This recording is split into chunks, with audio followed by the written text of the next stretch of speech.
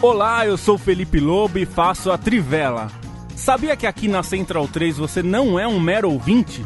Nos ajudando a partir de R$14 através do Apoia-se, você se torna membro do Clube Central 3, onde concorre a prêmios exclusivos, além de participar de um grupo de discussão sobre o conteúdo dos nossos podcasts. Acesse apoia.se/Central3 e colabore com a mídia livre e independente. Está no ar com Felipe Figueiredo e Matias Pinto, o Fronteiras Invisíveis do Futebol, o podcast que desvenda a geopolítica do planeta Bola.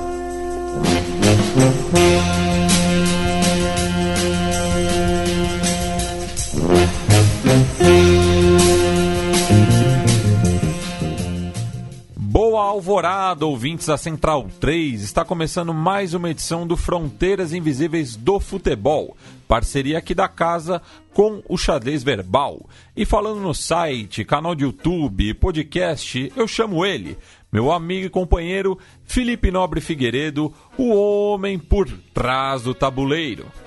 Olá a todos os nossos ouvintes, olá meu caro Matias, olá todo mundo que nos ouve, nos prestigia, nos divulga, nos tolera, nos deseja, nos anseia, nos detesta, mas não nos tira da orelha. Chegando aqui mais um Fronteiras Invisíveis, e a partir desse programa a gente vai adotar um formatinho dos comentários parecido com o que a gente usa no Xadrez Verbal, né, o nosso programa semanal. No início do programa a gente cita os comentários que eventualmente seja alguma correção, alguma observação direta sobre o programa anterior, e no fim a gente faz os comentários mais gerais antes das dicas, antes da música de encerramento, certo? Nesse programa aqui o Gabriel Pedroso citou que a Cordilheira do Hindu Kush, né, que fica ali no parte do Afeganistão, né, significa assassina de hindus, né, junto com o apelido de cemitério de impérios, então uma relação não muito favorável ali com os estrangeiros. Ele que nos manda um abraço. O Gabriel Eldridge Mascarenhas disse que em 2017 ele fez um mochilão na Ásia Central, passou 10 dias no Afeganistão, o tempo todo na região de Wakhan, o bracinho, entre aspas, que liga o país à China, né? A região foi garantida ao Afeganistão no século XIX, para servir, né, justamente ali de um buffer, né, entre Império Russo e Britânico, hoje Paquistão e Tadiquistão, e ele disse que estão ali isolados uma pequena população kirguiz, já que eles estavam nos campos de pasto de verão, em altas altitudes, e aí com a guerra a União Soviética fechou a fronteira e eles não tiveram como sair, então tiveram que ficar lá, né? E finalmente o Diogo Siqueira, ele disse que a técnica usada para explorar poços de petróleo no Canadá não é necessariamente mais poluente. Tá? Vou aqui ler o comentário dele.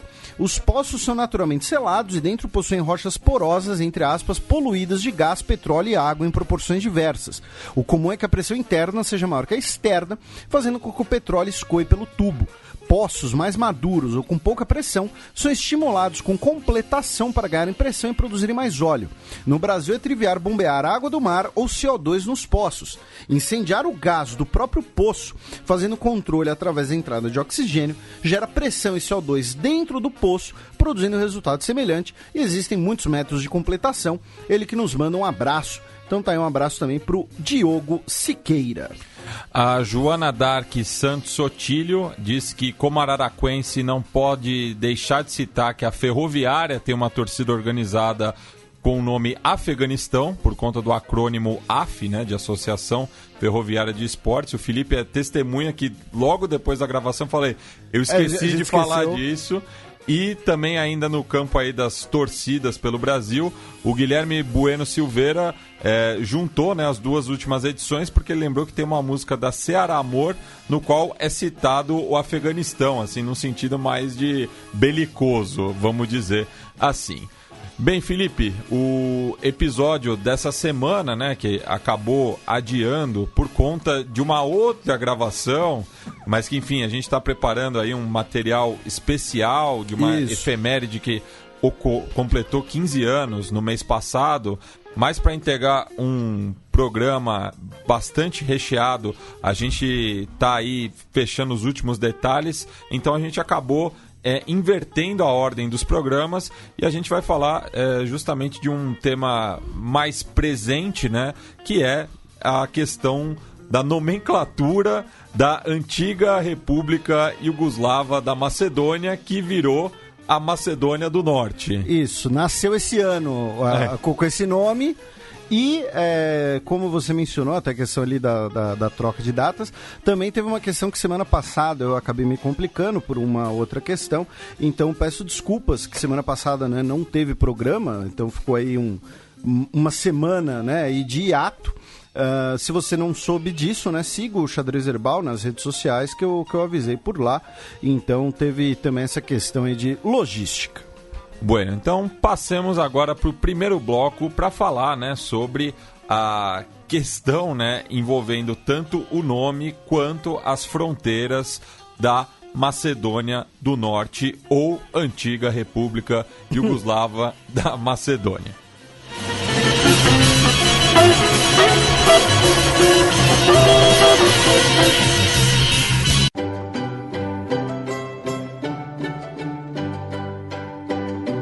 A história.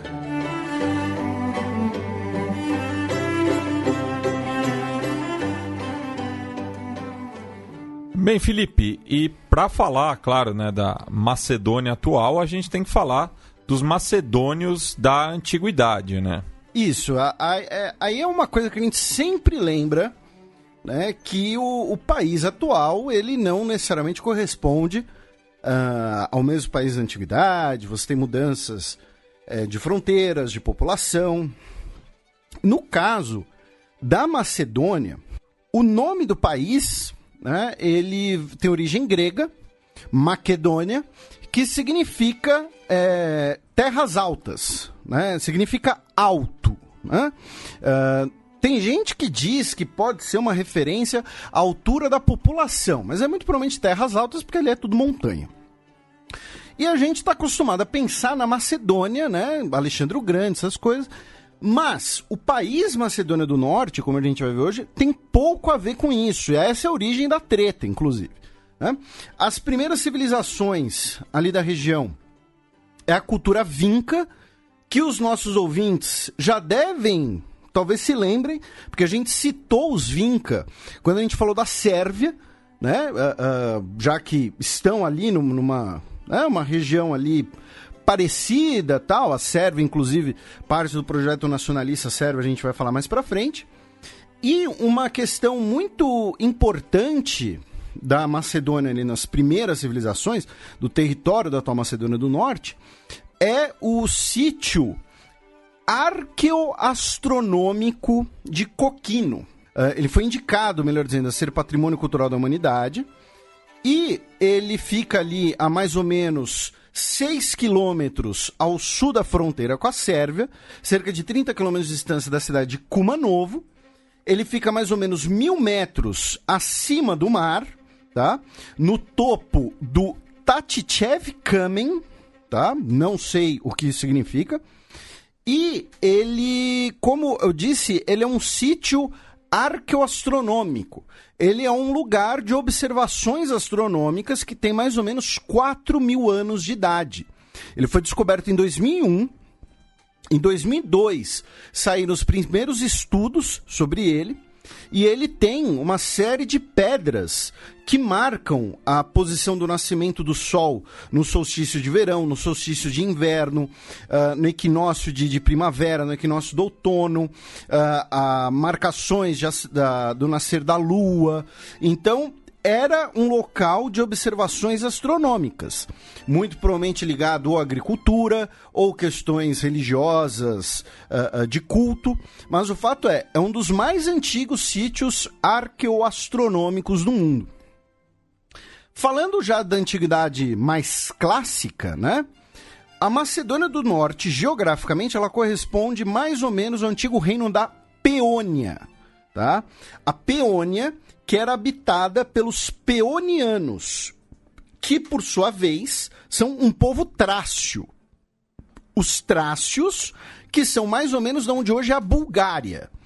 E aqui já é o resumo do problema, tá? tá? Estamos falando ali, Macedônia do Norte, que vai ser disputada ali por macedônios / gregos e por povos ali da região da Bulgária.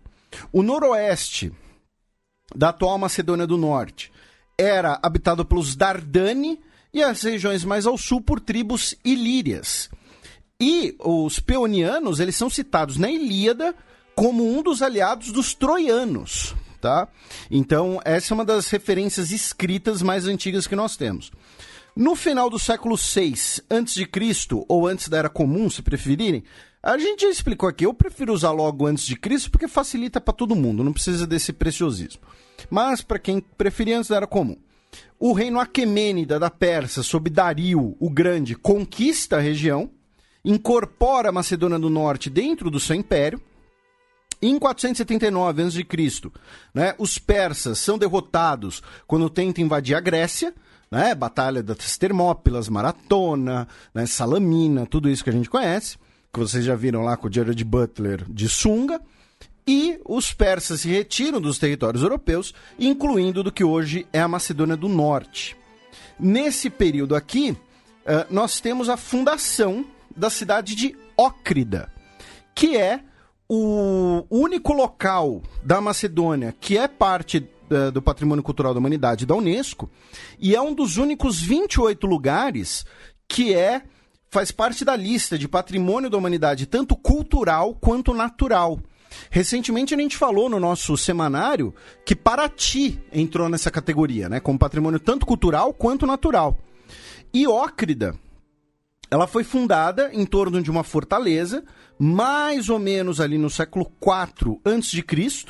Ela já foi apelidada de Jerusalém dos Balcãs, porque ela tinha 365 igrejas, uma para cada dia do ano, e a principal fortaleza, né, da cidade de Ócrida, e que é preservada até hoje, faz parte desse patrimônio, é a Fortaleza de Samuel, que foi capital do primeiro Império Búlgaro durante o reinado do czar Samuel, ali mais ou menos no século X depois de Cristo. Tá? Ela entrou na lista da Unesco em 79, ela é muito rica também em monumentos, ela recebe muitos turistas. E por que ela faz parte do patrimônio natural? Porque ela fica às margens do Lago Ócrida, que é considerado ali, né, as paisagens do lago e tudo mais, né? Então, acaba entrando nessa listagem. E de fato, se vocês digitarem Ócrida no Google Imagens, ou então o nome em inglês, né, OROHRID, vocês vão ficar com vontade de ir pra lá, tá? Porque realmente é bem bonito. Em 356 a.C., um cara que veio da Macedônia mais ao sul, né, a Macedônia grega, chamado Filipe II, Filipe com I, deixando muito claro. O original, ele vai lá e conquista a região da Peônia, que ele vai chamar de Alta Macedônia, tá? Ele anexa essas regiões do seu império. O filho dele, o Alexandre, né, o Alex, ainda não era o grande, mais ou menos, né? Mas ele termina de conquistar a região. Ele ao norte vai até a cidade de Skúpi, tá? Skúpi, que fica atualmente na Macedônia do Norte, tá? Tem gente que diz que, inclusive, o termo Skúpi, né, é a origem do nome Skopje, da atual capital. Tá? E, aliás, só um momento etimológico aqui, Filipe é do grego amante de cavalos, né? Exatamente. Amante de cavalos, senhor dos cavalos, e tem uma outra interpretação que viria, na verdade, o cavalo se torna uma personificação do vento, que a origem do nome é amante do vento, senhor dos ventos. Teria a ver ali com liberdade e tudo mais. E é com I.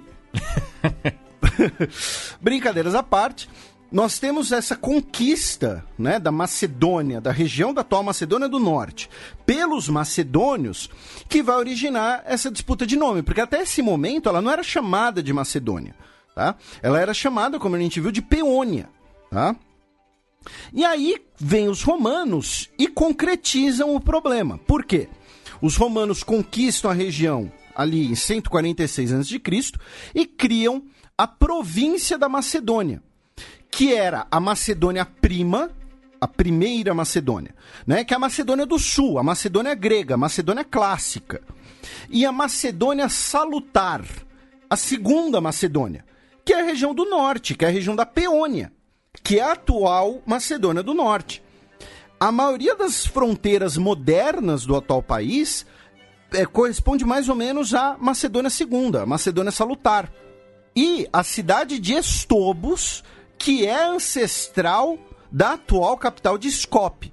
Tá? Aquela cidade que eu mencionei antes, do Alexandre, que dizem que seria a origem do nome. Tá? Mas a ancestral cidade grega de Estobos, que foi fundada em 4.000 anos antes de Cristo, também em torno de uma fortaleza. Por quê? Porque o território montanhoso ali favorece você criar fortalezas, criar fortes para barrar avanço de inimigos, né? Construir castelos. E a região da Macedônia do Norte foi colonizada por legionários veteranos. Né? Isso é uma coisa que você já deve ter visto em filmes ou em séries, que como parte do serviço militar, depois de determinado tempo, né, durante uma época era 25 anos de serviço militar, você se aposentava, recebia lá uma pensão e você recebia terras pelo seu serviço militar. O serviço militar romano, inclusive, era uma maneira, muitas vezes, de pessoas de classes sociais mais baixas ou estrangeiros adquirirem cidadania, terras, direitos. Ascensão social. Isso. Né? E aí muitos legionários veteranos receberam terras nessa região. Até por ela também ser uma região montanhosa. A ideia de, olha, vamos colocar esses soldados ali, porque vai virar uma região importante ali de defesa, caso necessário. E na atual Macedônia do Norte, é que nasceu uma das figuras mais importantes da história ocidental, tá? da história do cristianismo, enfim, de como preferirem. O imperador Justiniano. Ele nasceu na então Tauresium, em 482, que fica 20 quilômetros ao sul de Skopje, tá? O sítio arqueológico. E o tio dele, que o antecedeu como imperador do leste, o Justino I, nasceu na mesma cidade. Então, assim, na Macedônia do Norte, que nasceu Justiniano, que foi ali essencial, né, na formação da criação, digamos assim, da identidade ocidental por muito tempo. Indo agora para a Idade Média, né, na nossa ali divisão cronológica clássica, em 518, Skopje foi destruída por um terremoto. É um terremoto que, segundo alguns estudiosos, alguns geólogos, talvez tenha sido um dos mais devastadores da história dos Balcãs. Né? Você não tem muitos registros, você tem ali apenas, né, algumas estimativas e tal. E no final do século VI, nós temos o início da chegada de tribos eslavas na região dos Balcãs, incluindo a Macedônia do Norte.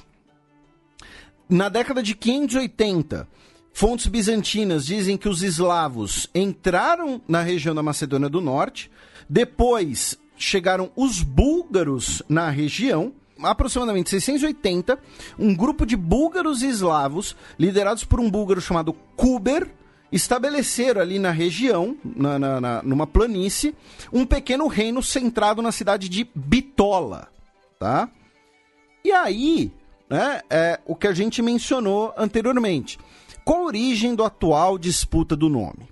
Tá? A gente vai dar um spoiler aqui e depois a gente vai continuar a explicação. A atual Macedônia do Norte, ela é habitada por eslavos, mas a Grécia alegava que o nome Macedônia era parte da sua herança cultural e que os macedônios atualmente são eslavos e não seriam gregos. Por sua vez, os búlgaros também vão dizer que a Macedônia é parte deles, que os macedônios, na verdade, são os búlgaros ali que foram viver nas montanhas, que seriam também búlgaros. Então você tem ali uma disputa, né, pela Macedônia, pelo legado desse nome, pela posse dessa região, entre especialmente gregos e búlgaros, com os macedônios e eslavos modernos no meio. Tá? Temos a continuidade da chegada de tribos eslavas e búlgaros e a região vai se converter ao cristianismo, né, com essas tribos, por volta do século IX, durante o reinado do czar Boris I da Bulgária. Tá? Com essas invasões, né, essas chegadas de eslavos, o antigo período romano, essa disputa por essa região, então aí nós teremos basicamente 3 influências diferentes da Macedônia se juntando, e não vou dizer ali que você vai ter um sincretismo, né, digamos assim, mas você vai ter a influência grega, a influência romana / bizantina e a influência eslava. Em 1014, o imperador bizantino Basílio II derrotou os exércitos do czar Samuel da Bulgária. Os bizantinos retomam a Macedônia pela primeira vez desde o século VII. No final do século XII, nós temos o declínio bizantino com reinos locais mais frágeis surgindo, reinos mais efêmeros, digamos assim. No século XIII, o Império Búlgaro voltou a conquistar a região. Século XIV, os bizantinos voltaram a controlar a região.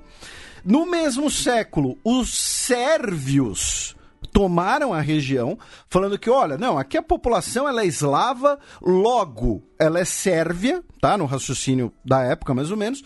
Então, a gente tem que aqui libertar, né, essa região dos bizantinos. Skopje rapidamente se tornou capital do Império Sérvio, tá? Por um breve momento. Porém, após a morte do imperador Estevão Urezes IV, tá? O Império Sérvio começou a se esfacelar. Século XIV. Século XIV é o início ali da chegada, né, das primeiras expedições otomanas rumo aos Balcãs, que vão se intensificar depois que os otomanos tomam Constantinopla. Essa é outra coisa importante, né, que a gente mencionou nos programas sobre a Turquia há muito tempo atrás, que Constantinopla ela foi cercada pelos otomanos primeiro. Eles não tomaram Constantinopla e seguiram para os Balcãs. Eles meio que contornaram, falaram, ó, não dá para tomar esse negócio, vamos seguir em frente. E depois que foram tomar Constantinopla. E aí, todos os Balcãs, né, gradualmente, a partir do século XIV, foram conquistados pelo Império Otomano e vão ser controlados pelos otomanos por mais ou menos 5 séculos, até ali, final do século XIX, início do século XX, como parte da Eyalet, né, que eram as províncias otomanas, da Rumélia. Né, o nome Rumélia, em turco, inclusive, significa terra dos romanos, né, porque eram as terras que foram conquistadas do antigo Império Bizantino. Nós temos ali um início de migração de turcos e muçulmanos para a região, além de conversão de pessoas de nativos. Séculos XV a XVII, mais ou menos, Skopje foi uma das principais cidades dos domínios otomanos na Europa, nos Balcãs. Muitas vezes chamada de Era Dourada de Skopje, porque ela era um grande centro mercantil, porque justamente essa posição ali nas montanhas, controlando estradas, controlando rotas. Então você tinha muitas caravanas passando por ali, mercadores passando por ali. Progressivamente, o Eyalet da Rumélia, né, foi diminuindo com a independência de outras regiões, conquistas. Aí tivemos depois os reinos ali como se fossem vassalos do Império Otomano, digamos assim, até que o Eyalet da Rumélia foi totalmente abolido em 1867. Depois temos a partição do Império Otomano. E aí, nesse período, é uma coisa importante da gente lembrar, que é o seguinte... no Império Otomano, a sua religião era muito... Era a sua identidade, né? A identidade religiosa era essencial para a identidade das pessoas. Por quê? Porque você não tinha um aparato de Estado secular. Você tinha as questões religiosas governando a vida cotidiana das pessoas. A gente já citou isso aqui em alguns programas, já que o Império Otomano foi muito vasto, mas é mais ou menos aquela coisa do tipo, olha, 2 pessoas que eram ortodoxas e viviam dentro do Império Otomano, elas iam se casar, quem casava elas era um padre ortodoxo. Você tinha ali depois um divórcio, você tinha uma questão de 2 vizinhos ortodoxos que tinham algum problema. Quem resolvia tudo isso era o padre. Mesma coisa para um católico, mesma coisa para os judeus, e os muçulmanos, no caso, tinham, né, as lideranças religiosas muçulmanas que cuidavam disso. Então, a sua identidade religiosa era parte da sua identidade, entre aspas, nacional dentro do Império Otomano. Então, com isso, a valorização da religião nessa região vai ser muito forte, que é parte, inclusive, dos conflitos que a gente teve no século XX. No caso da Macedônia, cerca de 2/3 da população atual é ortodoxa, tá? 1/3 da população é muçulmana, incluindo aí boa parte da minoria albanesa que vive na Macedônia, que é também uma herança do Império Otomano. Lembrando, a Albânia é o único país europeu em que o Islã é a religião majoritária, tá? Você tem uma minoria albanesa bastante grande até hoje, a gente vai entrar nisso no terceiro bloco, e você tem também uma minoria católica dentro da Macedônia, herança do Império Romano. E aí tem uma pessoa que eu não sabia, até fazer essa pauta, que nasceu em Skopje, capital da Macedônia do Norte, a Madre Teresa de Calcutá. Olha só. Porque eu sabia que ela era de origem albanesa, né? O nome dela de nascimento é Anges Gonkse Boşarhiu. O Anges seria a versão albanesa de Agnes, né? E ela nasceu numa família albanesa católica em Skopje em 1910. Tá? Então, essa questão religiosa vai acabar fazendo muito parte, e inclusive muitas vezes parte dessa identidade, como eu disse, dessa identidade nacional. Né? Se você é macedônio, né, ortodoxo, se você é um macedônio muçulmano, então muita gente vai dizer que você é albanês, mesmo que não necessariamente você tenha uma etnicidade albanesa. Então, o período da dominação otomana na Macedônia do Norte vai ser muito importante para a definição da identidade nacional macedônia. Agora, para a disputa do nome, do território, desse patrimônio histórico, são as questões anteriores do Império Otomano que a gente viu.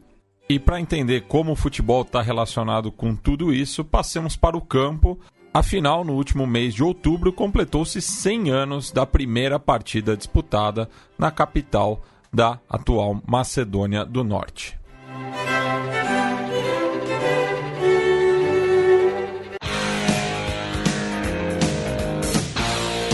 O campo.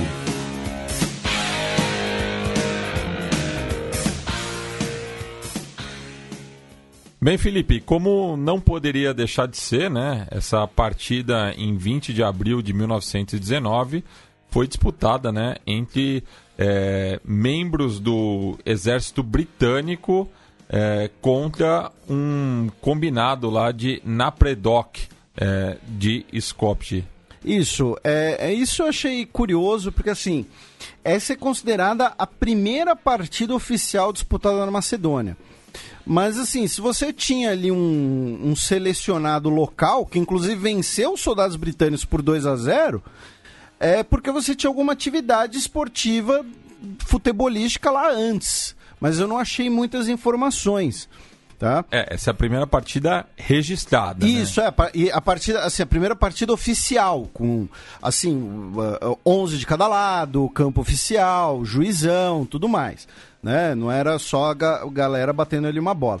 Então, eu confesso que eu tive dificuldades de achar muitas informações sobre a origem do futebol na Macedônia do Norte, até por conta da própria nomenclatura do país. Porque como o país mudou de nome agora, então você procurar por futebol na Macedônia, às vezes fica ambíguo, leva ali a resultados que tem a ver com a Grécia e tal. Então, oficialmente, a primeira partida de futebol na Macedônia do Norte foi em Skopje, 20 de abril de 1919, soldados do exército britânico versus um selecionado local, Napredok, que venceu por 2-0. Falando da seleção, né, da Macedônia do Norte, o país, Macedônia do Norte, ele passa a ser, né, um país separado, um país independente, apenas com a dissolução da ex-Iugoslávia, na década de 1990. Tá? Como vocês vão ver no próximo bloco, a Macedônia ela foi basicamente de ser uma posse otomana, né, para ser um local de disputa ali entre sérvios e búlgaros para virar parte da Iugoslávia. Então, a Macedônia independente ela só passa a existir, né, com a dissolução da Iugoslávia. Em 1994, ela se torna membro da FIFA e da UEFA. O primeiro jogo da Macedônia foi um amistoso contra a Eslovênia, outro ex-país iugoslavo. O primeiro a conseguir a independência. E no caso da Eslovênia e da Macedônia foram as duas independências mais tranquilas, né? As menos belicosas. Eles realizaram um amistoso no dia 13 de outubro de 93. Quem comandou a Macedônia foi o técnico Andon Dončevski, que ganhou por 4-1 da Eslovênia. No elenco macedônico estava, né, o principal nome, que a gente vai falar mais dele, mas o Darko Pančev, que foi... que ganhou a Copa Europeia, né, a antecessora da Champions League, em 91, pelo Estrela Vermelha de Belgrado. Lembrando, a gente tem um programa sobre a Iugoslávia, tá, que a gente fala de todo o período iugoslavo. Também temos um programa sobre a Sérvia, que a gente também fala mais do Estrela Vermelha propriamente dito. O Darko Pančev, que foi campeão pelo Estrela Vermelha em 91, e outros 4 jogadores que já tinham defendido a camisa da Iugoslávia jogaram pela Macedônia nesse jogo inaugural. O zagueiro Ilija Najdoski, que jogou no Valladolid da Espanha no início da década. O zagueiro Boban Babunski, eu achei esse nome, né? Boban Babunski. Ele jogou no AEK da Grécia. O volante Sedomir Janevski e o meia Draži Kanatlarovski, que jogou no La Coruña no início da década de 1990. A Macedônia do Norte, os Linces Vermelhos, tá, esse é o apelido deles, nunca jogou fase final de Copa do Mundo ou de Euro. Tá? Nunca chegou na Copa do Mundo propriamente dita, na Euro propriamente dita. O mais próximo que eles chegaram foram as eliminatórias de 2010, quando ficaram a 5 pontos de passar da primeira fase eliminatória. O grupo era Países Baixos, Noruega, Escócia e Islândia, além da Macedônia. Foi o único grupo que o segundo colocado não se classificou. Se a Macedônia tivesse vencido a Noruega e a Escócia, né, que foram 2 jogos ali que, em casa que teve resultado ruim, passaria no lugar da Irlanda, que foi o pior segundo colocado dos grupos, que foi naquela famosa vez que a Irlanda perdeu o play-off das eliminatórias para a França com o gol de mão do Henry, né? Ou seja, talvez não adiantasse muito para a Macedônia. E o futebol da Macedônia também nunca disputou uma Olimpíada, né? Então fica difícil a gente falar alguns retrospectos. Contudo, o goleiro Blagoj Vidinic foi campeão olímpico pela Iugoslávia em 1960. E ele teve uma passagem pelo futebol sul-americano, já que ele foi treinador da seleção colombiana de 1976 a 79. Então, atualmente, o Carlos Queiroz é o atual treinador colombiano. Então, o Vidinic foi o último treinador europeu na seleção colombiana até a chegada do Carlos Queiroz. E ele também treinou o Marrocos e o Zaire nas Copas do Mundo de 1970 e 74. E, nesse ano, né, a Macedônia venceu o seu grupo na divisão D da Liga das Nações. A Liga das Nações foi aquele torneio criado pela UEFA para, né, um torneio para ser mais longo, para manter as seleções jogando mais. Para ranquear também. Ranquear as seleções e diminuir também o número de amistosos caça-níqueis, né, que os caras jogam. Porque também tem isso, né? Não estou dizendo que tem seleções do mundo que jogam amistoso caça-níquel. Jamais diria isso. Nossa, aí. Mas a Macedônia estava no grupo com Armênia, Gibraltar e Liechtenstein. Ela ganhou 5 jogos. Aí você pensa, pô, baita campanha. Mas o único jogo difícil, que era a Armênia em Erevan, perderam de 4-0. Tá? Mas foi campeão do grupo, subiu para a Série C da Liga das Nações em 2020 e 2021. No total foram 15 pontos, 14 gols pró, 5 gols contra. Ou seja, 4 da Armênia em Erevan já nessa conta. Maior vitória da Macedônia foi justamente contra Liechtenstein, que devia ser bullying, né? Jogar contra Liechtenstein, porque não deve ter nem 2 times lá. Meteu 11-1 em Liechtenstein em novembro de 96. E a maior derrota foi em 2005, em Teplice, na Tchequia, tá? Jogando fora de casa, quando tomou de 6-1 da então República Tcheca. O primeiro jogo com novo nome. Por quê? Porque antes disso, a Macedônia era ex-República Iugoslava da Macedônia. O acrônimo em inglês, FYROM. Isso.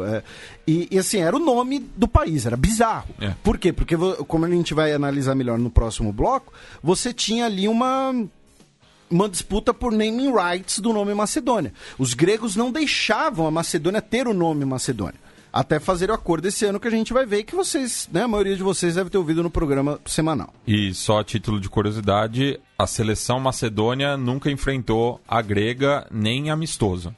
E essa foi uma informação que você buscou. E também nunca jogou com o Brasil, né? Não podemos fazer esse retrospecto. E o primeiro jogo com o novo nome foi 21 de março de 2019, qualificatórias para Euro 2020, quando, jogando em casa, em Skopje, ganhou de 3-1 da Letônia. Tá? Deve ter sido um jogão. Já em relação à seleção feminina, ela é a 127ª colocada no ranking da FIFA, a 50ª na UEFA, penúltima. Nunca se classificou para Europeu, Mundial ou Jogos Olímpicos e conseguiu as primeiras e únicas vitórias oficiais nas eliminatórias para a Euro 2013 diante de Luxemburgo e Letônia. A jogadora de maior destaque é a Natasa Andonova, de 25 anos, atacante, que passou por PSG, Barcelona e atualmente está no Levante. Ela tem 27 jogos e 12 gols pela seleção. O principal estádio do país e casa da seleção é a Arena Tozeproeski. Foi construída em 1947, sua atual configuração de 2011, para 36 mil pessoas. Além dos jogos da seleção, é o estádio do Vardar e do Rabotnik, não é o Robotnik do Sonic. Tinha a newsletter da Trivela, ironizava sempre quando esse time estava nas competições europeias. E recebeu a Supercopa da UEFA de 2017, no dia 8 de agosto, entre Real Madrid e Manchester United. O estádio era chamado de Estádio da Cidade, né, até 2009. Nome original. Nome muito criativo. Depois passou a ser chamado Estádio Filipe II, tá? E era uma clara provocação aos gregos, por conta da questão do nome. E aí, em 2019, ele foi rebatizado em homenagem ao Tozeproeski, que era um cantor apelidado de Elvis Presley dos Balcãs, que morreu em 2007 num acidente de carro aos 26 anos. E já adianto que vamos tocar ele na música de encerramento. O Elvis dos Balcãs. Mas tem que ser em macedônio, hein? Não, claro. Tem que ser uma coisa inteligível. Falando dos clubes, provavelmente o clube mais antigo, atividade profissional na Macedônia, é o FK Borek, de 1919, tá? Da cidade de Veles. E o nome da torcida do Borek é Gemidzi, que era um nome de um grupo de nacionalistas macedônios que realizaram ataques à bomba em Tessalônica, na Grécia, em 1903. Tá? Tessalônica, que é parte da Macedônia grega. E o Borek foi 2 vezes campeão da segundona. Tá? Eu coloquei ele aqui como registro só porque ele provavelmente é o mais antigo. Aí tem o Rabotnik, de 1937, que é o time dos ferroviários. Sempre tem que ter o time dos ferroviários. E que já ganhou, pensando no campeonato moderno, tá, gente? Pensando no campeonato Independência pra cá. Ganhou 4... a gente não chegou no consenso do nome, né, do campeonato. Como é que vai ser o Macedonão? Era verdade. A gente não pensou em algo. Então ele ganhou 4 vezes. O Filipão, então. Ganhou 4 vezes o Filipão, mas os gregos vão ficar bravos com você. E 4 Copas da Macedônia. E aí, em 1947, nós temos fundado o FK Vardar, que é o único clube macedônio que foi campeão da Iugoslávia. Na temporada 86-87, a gente falou um pouco dele no Fronteira sobre a Iugoslávia, só que o time perdeu o título num tapetão. Depois disseram que teve lá a escalação irregular, ele perdeu 6 pontos, perdeu 2 jogos, se não me engano, e ficou sem o caneco. A geração, né, do Vardar de 87 é chamada da geração de ouro do futebol da Macedônia, que incluía justamente o Darko Pančev, que depois foi jogar no Estrela Vermelha de Belgrado, foi campeão europeu, e também o Inija Najdovski, o Vasil Ringov, o Boban Babunski, né, todos aqueles caras que a gente já mencionou. O Vardar também foi campeão da Copa da Iugoslávia em 60-61, E desde a independência é o time dominante do futebol local. Foi 10 vezes campeão do Filipão e 5 vezes campeão da Copa. Bem, e para falar um pouco sobre o Vardar, a gente recebeu aqui um relato do Carlos Guilhardelli, o popular Boto, que cuida aqui das redes sociais da Central 3, primo do Leandro e a mim também, que esteve na Macedônia ano passado, acabou assistindo um jogo da equipe pela fase preliminar da Champions League e ficou amigo de alguns torcedores da equipe da capital Norte Macedônia. Fala, Matias, fala, Felipe, beleza? Primeiro falar que é um prazer estar falando com vocês, participar do podcast que os meus favoritos aí, cara. Valeu mesmo pelo convite. Primeiro, falar que conhecer a Macedônia pra mim foi meio que a realização de um sonho, assim, aquele negócio de quando eu era criança, aquele imaginário da Iugoslávia, toda essa história de uma bandeira linda, que eu sempre fui apaixonado por bandeira, né? Então, pra mim, assim, ter a oportunidade de conhecer essa região do planeta com uma puta história foi realmente incrível, cara. Eu tive lá faz 2 anos, mais ou menos. 2 anos, julho de 2017. E a primeira coisa que eu faço quando eu chego numa cidade é procurar saber se tá rolando algum jogo do time da cidade, né? E eu tive uma sorte incrível, uma coincidência de quando eu cheguei em Skopje, na capital da Macedônia, o Vardar, que é o time da cidade, estava disputando o último qualificatório para jogar a Champions League. Ia jogar contra o Copenhagen, da Dinamarca. E aí no hostel eu perguntei pro pessoal onde eu consigo o ingresso e tal. E o cara da recepção, o Martin, ele ficou bem em choque, assim, ele meio numa... Como é que é? Um brasileiro tá aqui na minha cidade, quer ver um jogo do time que eu torço? É incrível, assim, o cara teve uma reação inexplicável, assim. E eu acho que pelo fato de ser brasileiro, né, deu um peso maior, assim. E aí ficou feliz pra caramba e tal, e logo em seguida chegou o dono do hostel, que é um torcedor fanático do Vardar. E esse dono é muito curioso, assim, porque vocês... Imagine a cara daquele iugoslavo típico, aquele que tá no imaginário da gente, sabe? Tipo, um cara que faria o papel de um iugoslavo no filme do Tarantino. Esse é o cara do dono do hostel. E, puta, foi uma festa, cara. E o jogo ia ser no dia seguinte, ao dia que eu cheguei na cidade. Comprei uma camisa do time por R$35, cara. Camisa oficial do time. Uma camisa muito parecida com a do falecido Atlético Paranaense. E aí, no dia seguinte, a gente foi pro jogo e foi uma experiência, assim, sensacional. O ambiente em volta de um estádio na Iugoslávia, né, cara? Desculpa falar Iugoslávia, mas, tipo, pra mim ainda é muito forte isso. É incrível, cara.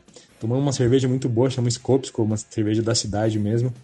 Um ambiente com muita bandeira da Macedônia, com certeza pelo sentimento de identidade que eles têm muito forte, né, cara?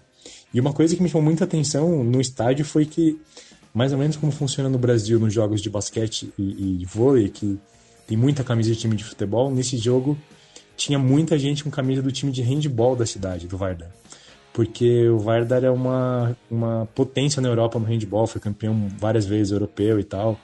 Então isso é uma curiosidade, assim, no estádio de futebol lá, foi muito interessante. E no campo, um jogo de futebol não muito bom, né, cara? O Vardar acabou ganhando por 1-0, gol de um brasileiro, Jonathan Balotelli, um cara que jogou no esporte, teve uma carreira...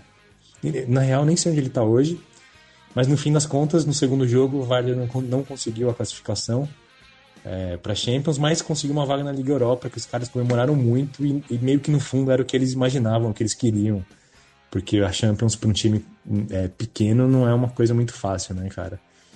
Mas foi uma experiência incrível, assim, cara, uma experiência de muita sorte poder participar disso. E tem algumas outras coisas que eu acho que é legal compartilhar, espero que não me alongue muito, mas sobre a cidade de Skopje, que tem um Old Bazaar, que é uma presença marcante do período otomano, né, cara, que era o antigo centro da cidade. Hoje é a parte velha, mas, puta, pra mim foi uma presença de uma cidade, uma parte do mundo que eu nunca vi até então. Pra mim pareceu uma coisa turca, um negócio que talvez até seja, mas eu nunca fui pra Turquia, então eu não sei se é meio isso, né. Mas foi muito incrível, assim. E o mais incrível é que do outro lado do rio, da onde o rio Vardar, né, que é o nome do time, inclusive, tá a parte mais nova da cidade e que tem uma estátua assim monstruosa do Alexandre o Grande em cima do cavalo do Bucéfalo, né? tem mais de 15 metros de altura e é muito louco isso porque eles têm uma rivalidade com a Grécia, que eu acho que vocês vão falar disso com muito mais propriedade do que eu, mas é uma coisa meio para marcar que ele é da Macedônia, né, cara? Um negócio muito louco, assim. E ao lado disso, assim, ao centro de Skopje tem muita estátua, cara. Muita estátua mesmo.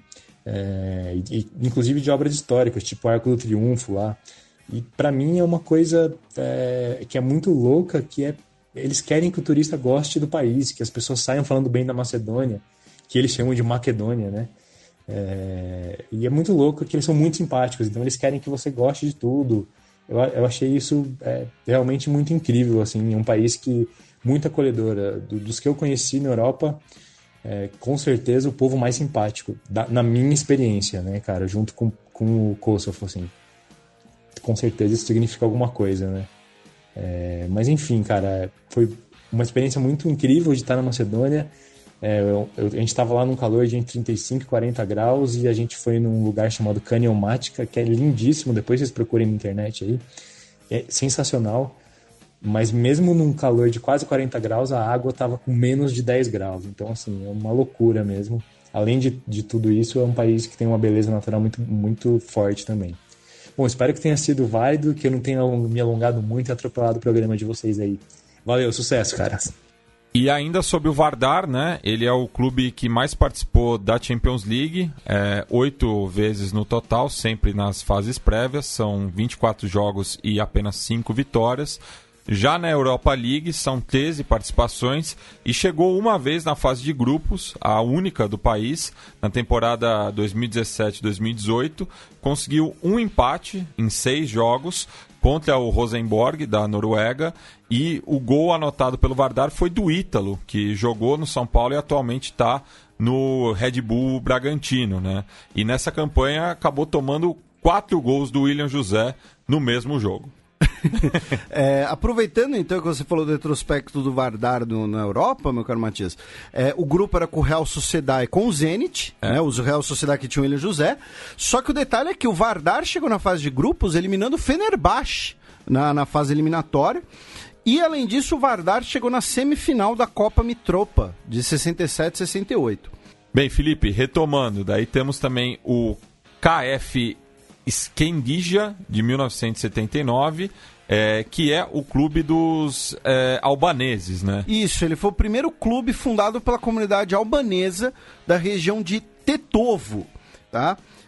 E aí na temporada 2012-2013, o clube foi à falência, muitos jogadores abandonaram o clube, e aí a torcida do clube, o Ballestedt, começaram uma campanha nas redes sociais para levantar fundos e para incentivar que uma empresa chamada Ecolog, que é uma empresa razoavelmente grande, pelo que eu pude pesquisar, que os donos são de origem albanesa, que eles tomassem o controle do clube, botassem dinheiro no clube, e quem participou dessa campanha, inclusive, foram o Lorik Cana, da seleção albanesa, e o Xherdan Shaqiri, né, da seleção suíça, que é de origem albanesa kosovar, e que ficou muito famoso na Copa do Mundo porque fez o gol e fez a águia albanesa ao comemorar contra a Sérvia, né, justamente. Eles fizeram parte da campanha para levantar fundos. Desde a independência, o Skendija foi 3 vezes campeão nacional e 2 vezes da Copa. E para a gente fechar os clubes, outro clube também de comunidade albanesa, que é o FK Skopje, de 2012. Ele é um time do subúrbio da capital. Ele foi uma fusão do Sloga Jugomagnat, fundado em 1927, e o FC Al-Barça, tá? Que é justamente Albânia. E o que aconteceu? Esse novo clube, o Skopje, ele não herdou os históricos do Jugomagnat, que foi 3 vezes campeão da Macedônia e 3 vezes campeão da Copa. E alegam que isso foi um preconceito pelo fato de ser um clube de albaneses. O Sloga Jugomagnat, ele não foi fundado como um clube de albaneses, ele acabou se tornando um clube muito ligado à comunidade albanesa por ser do subúrbio da capital, Tá? Então, assim, eu tô falando isso para não ficar confuso. Por quê? Porque o Skandia foi fundado por albaneses. O Yugo Magnati não. Ele foi fundado em 1927 e foi adotado pelos albaneses porque morava ali no bairro. E o Yugo Magnati, ele tinha 3 taças no seu currículo, e quando teve essa fusão, o novo clube não herdou os históricos. E por que veio a acusação de preconceito? Porque em 2010, 2011, a Macedônia passou pelo bom e velho tapetão. O Vardar, o time mais tradicional do país, acabou o campeonato em penúltimo. Ele ia ser rebaixado. Só que aí ele, entre aspas, se fundiu com o Miravici, que estava subindo da segundona. A fusão, entre aspas, ela foi desfeita depois de uma temporada. Tá? Ela foi feita para quê? Para dar a vaga na primeira divisão ao Vardar. Tá? É que nem quando você tem empresas que vão lá e compram um time na primeira divisão. Né? Então, ou na segunda. Como a gente acabou de falar. Então, e nessa fusão, entre aspas, o Vardar manteve o seu histórico. Ele não virou um novo clube. No caso da fundação do Skup, você teve falando, não, o novo clube não herdou os títulos nem nada. Então muita gente diz que isso foi por conta do preconceito, por ser o clube de albaneses e tudo mais, que não teve o mesmo tratamento. Falando nas rivalidades, né, a principal rivalidade do futebol macedônio, chamado de Derby Eterno, né, esse nome super criativo nos Balcãs, todo país tem o seu, é entre o Vardar e o Pelister, que fica na cidade de Bitola. Porém, uns bitolados. São uns bitolados. E ele é muito marcado pela violência entre as torcidas. Nos Balcãs, Felipe. Pois é. Violência de ultras. Os ultras dos Vardar se chamam Komiti e os ultras do Pelicer se chamam Kembari. Ele só se tornou um clássico, digamos assim, a partir do início da década de 1990, justamente com a dissolução da Iugoslávia.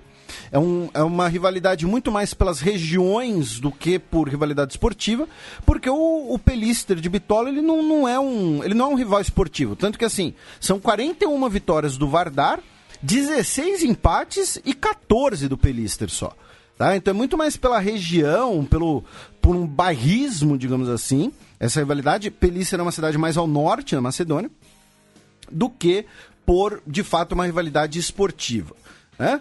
Atualmente, a principal rivalidade esportiva é o derby de Skopje, entre o Vardar e o Skup. O Skup como herdeiro, né, que a gente falou do Yugo Magnati, que e também tem uma questão étnica, né, já que o Vardar é um clube de macedônios ortodoxos e o Skup é um time de albaneses muçulmanos. Tá? Falando do campeonato, do Filipão, né, eu gostei do nome. Por motivos clubísticos.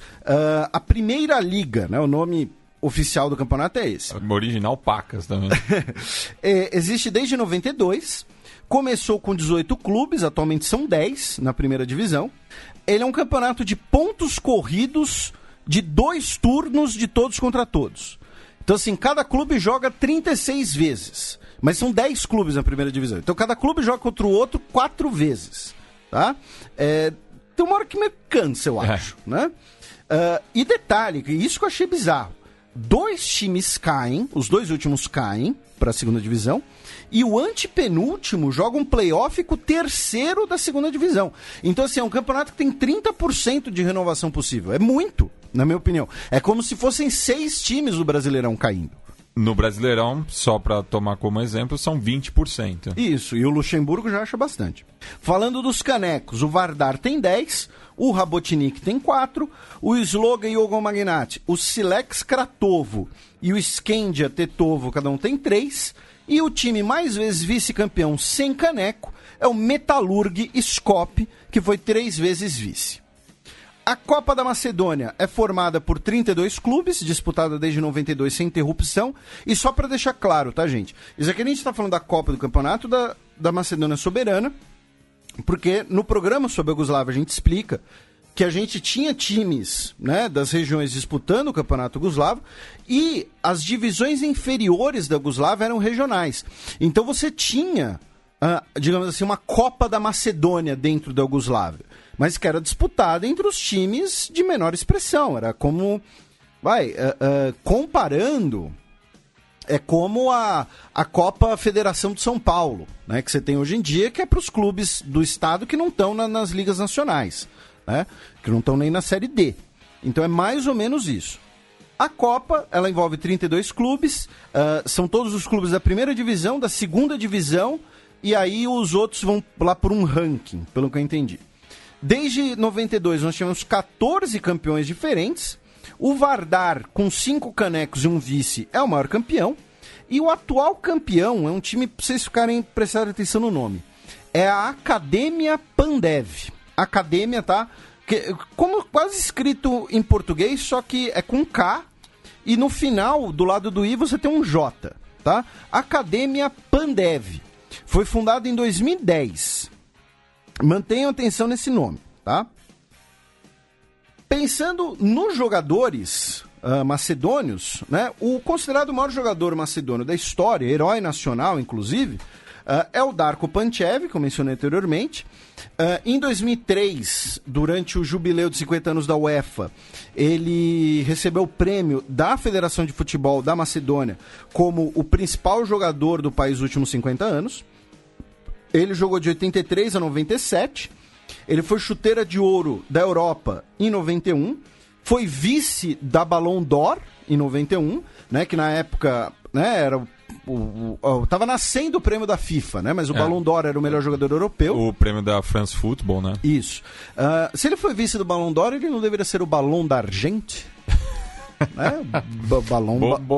Bem bolado. Balão de prata, né? Bola de prata. Ele foi campeão da Europa com estrela vermelha, como mencionamos, jogou a Copa de 1990 pela Iugoslávia. Ele depois jogou 2 anos e meio na Internazionale de Milão, porém não teve muitas chances, ele teria tretas ali com técnicos e tudo mais, teria ali um temperamento um pouco complicado. E por que ele é um herói nacional? 4 de março de 92, Pančević meteu 2 gols, né, no Panathinaikos, no Estádio Olímpico em Atenas, pela Copa Europeia. E o detalhe, ele não pôde treinar, fazer o reconhecimento de campo com os seus companheiros de time, porque ele ficou detido no aeroporto prestando depoimento. Já que, quando ele estava preenchendo o formulário ali de entrar na Grécia, né, ali imigração, nacionalidade macedônio.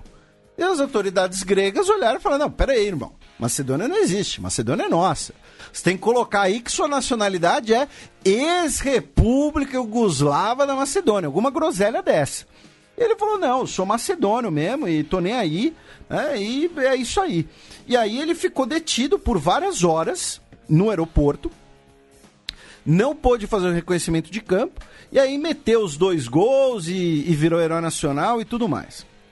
Outro jogador historicamente importante é o Andon Dončevski, que jogou de 57 a 65.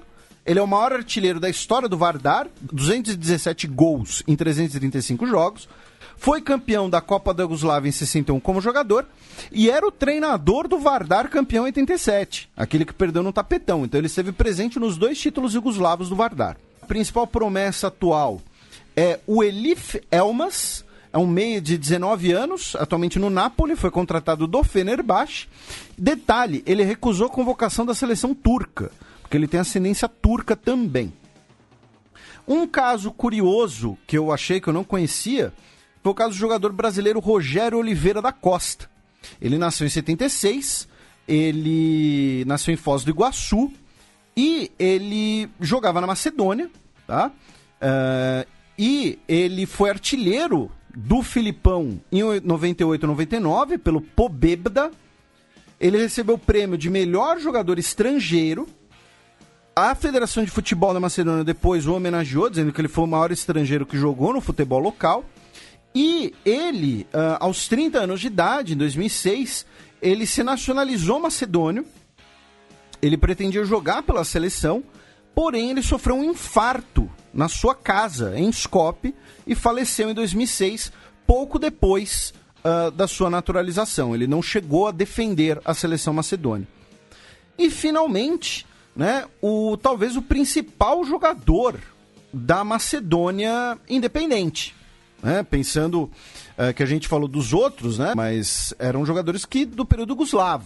Inclusive tem uma curiosidade que a Macedônia chegou a jogar 3 partidas contra a Iugoslávia ali no final dos anos 90, né? 2 pelas eliminatórias da Euro e um amistoso, perdendo os 3. E jogou com a Sérvia também, mais recentemente, né? Que é a herdeira futebolística da Iugoslávia, como vocês viram nas edições anteriores. Um amistoso, terminou empatado em 1-1 em 2008, e 2 partidas pelas eliminatórias da Copa do Mundo a ser disputada no Brasil, né? Uma vitória por 1-0 na Macedônia e uma goleada por 5-1 sofrida na Sérvia. E aí o principal jogador da Macedônia Independente é o Goran Pandev, né? Ele nasceu em 83 em Strumica, ainda na época era Iugoslávia. Ele iniciou sua carreira profissional em 2000. Ele joga no futebol italiano desde 2001. Pela seleção, ele marcou 33 vezes em 103 jogos. Ele é recordista de ambos os critérios. Ele joga ali de atacante, /ponta. Ele é capitão da seleção desde 2010. E como eu disse, ele joga no futebol italiano desde 2001, tirando ali uma breve passagem pelo Galatasaray. Ele, inclusive, foi naturalizado italiano recentemente. Ele disputou mais de 100 jogos pela Lazio, onde ele foi campeão e artilheiro da Copa da Itália de 2008 e 2009. Depois ele foi para Inter de Milão, onde ele ganhou a tríplice coroa em 2009 e 2010. Inclusive, ele foi titular da final da Champions League contra o Bayern de Munique. Ele foi colocado de ponta para marcar o Philipp Lahm na saída de bola. Ele também ganhou no ano seguinte uma Copa da Itália e também ganhou o Mundial da FIFA em 2010 pela Inter de Milão.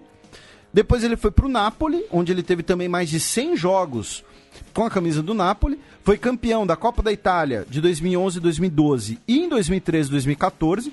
Jogou ambas as finais vindo do banco. Ele teve passagens por empréstimo no início da carreira pela Spezia e pelo Ancona. E atualmente ele está no Genoa.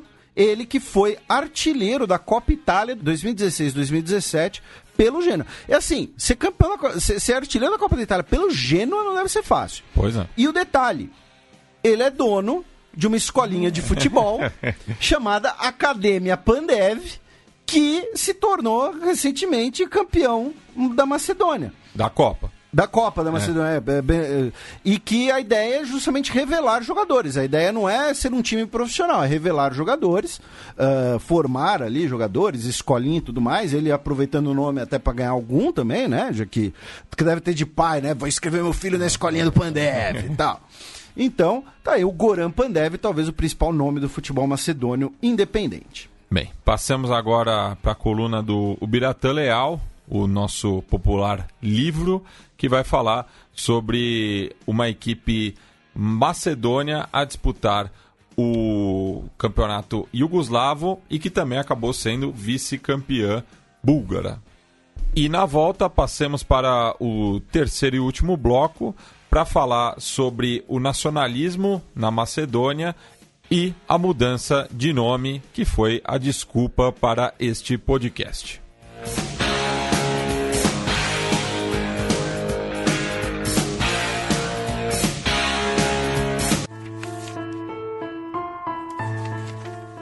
O livro.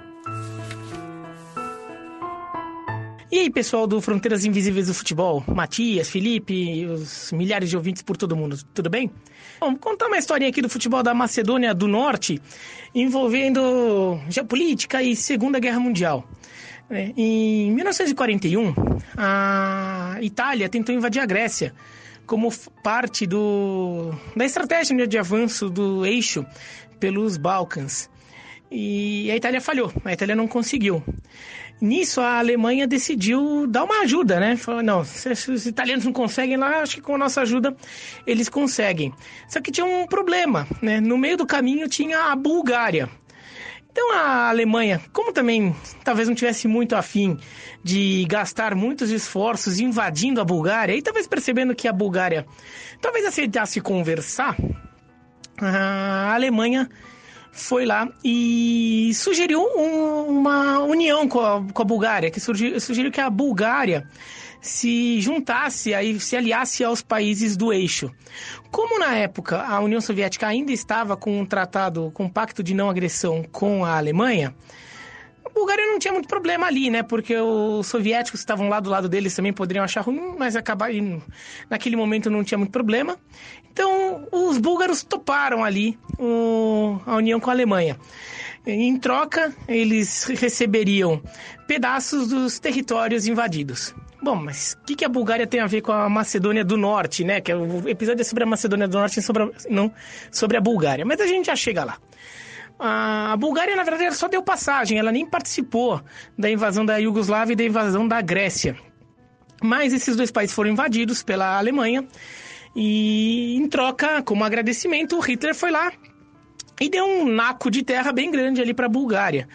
Um desses pedaços de terra consideráveis era Vardar Banovina, que era ao sul da Iugoslávia, um apêndice ali ao sul da Iugoslávia, que é basicamente o território da Macedônia do Norte de hoje. Ainda tem um pouquinho da Sérvia, um pouquinho do Kosovo, mas era toda a Macedônia atual, toda a Macedônia do Norte atual e mais um pedaço do Kosovo e da Sérvia. Então, toda a Macedônia do Norte, ou o que hoje a gente entende por Macedônia do Norte, passou a fazer parte da Bulgária, do Reino da Bulgária. Com isso, não era só o território que estava ocupado, né? O futebol também passava a ser ocupado. Os clubes de Vardar Banovina, da região de Vardar Banovina, passaram a disputar as competições da Bulgária. E os jogadores também dessa região se tornaram cidadãos búlgaros, né? E passaram a integrar a seleção da Bulgária em competições, em amistosos internacionais, né? Porque esse período aí a gente está falando de 1941, 1942. Então, ali é uma época que não havia competições internacionais, por motivos óbvios, mas haviam jogos, haviam competições ali dentro do possível, competições amistosas ou competições em torneios nacionais dos países, quando não fossem regiões de conflito. O principal time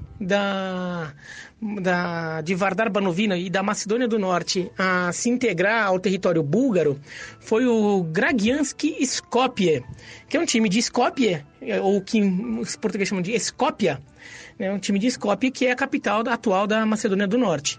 Esse time passou a fazer parte das competições búlgaras e lá ficou entre 1941 e 1945, durante todo o período ali, daquele momento até o final da Segunda Guerra Mundial. Até porque depois a Bulgária acabou sendo invadida e depois eu conto o final dessa história. Mas aí o campeonato búlgaro, que era disputado, que eram torneios regionais e depois um mata-mata, não era uma competição muito grande, e o Gragianski Skopje teve que mudar de nome para Macedônia Skopje,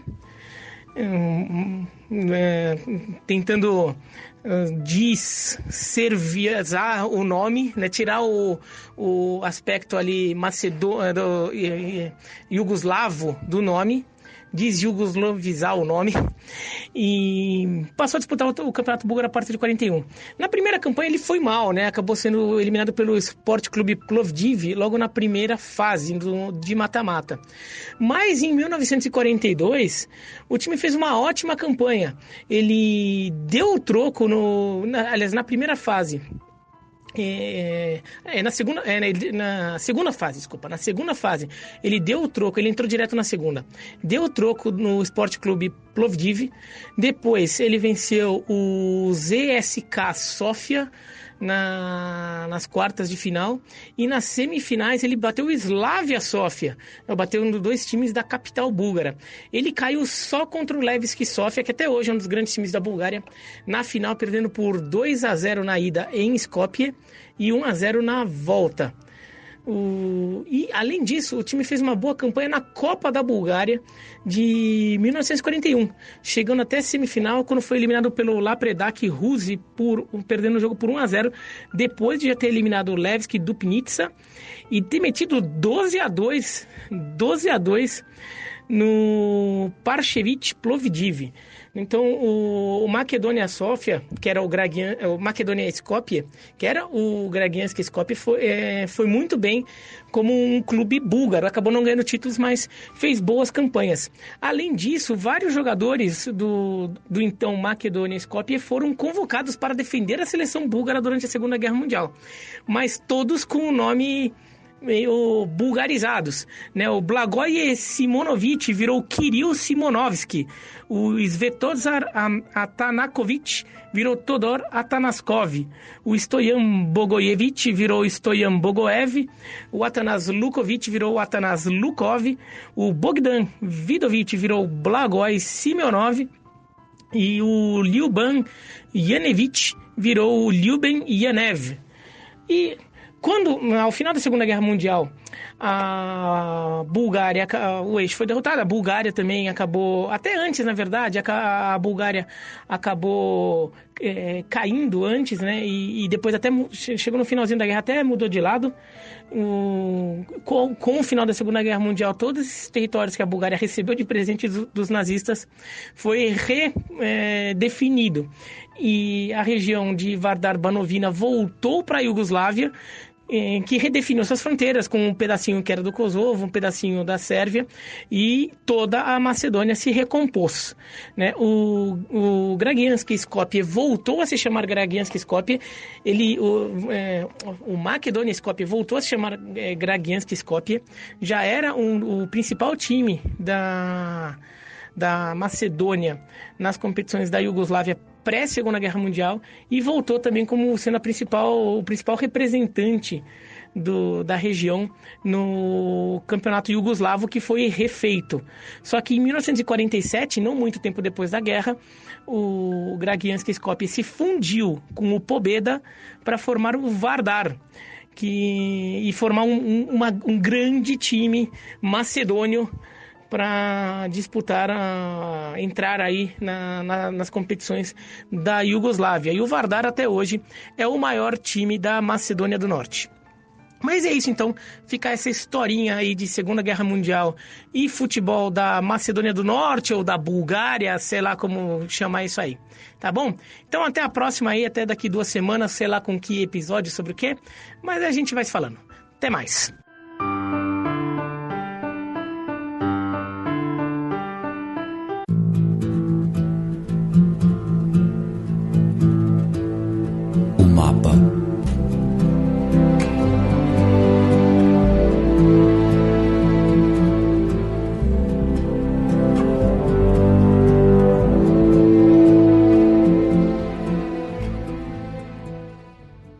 Bem, Felipe, retomamos ao século XVIII por conta do renascimento nacional búlgaro, né?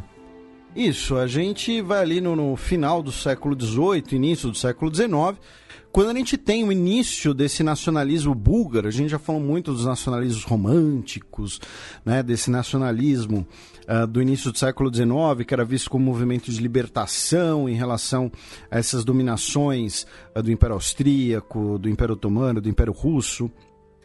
E muitos desses nacionalistas búlgaros, inclusive, tinham origem na região da atual Macedônia do Norte.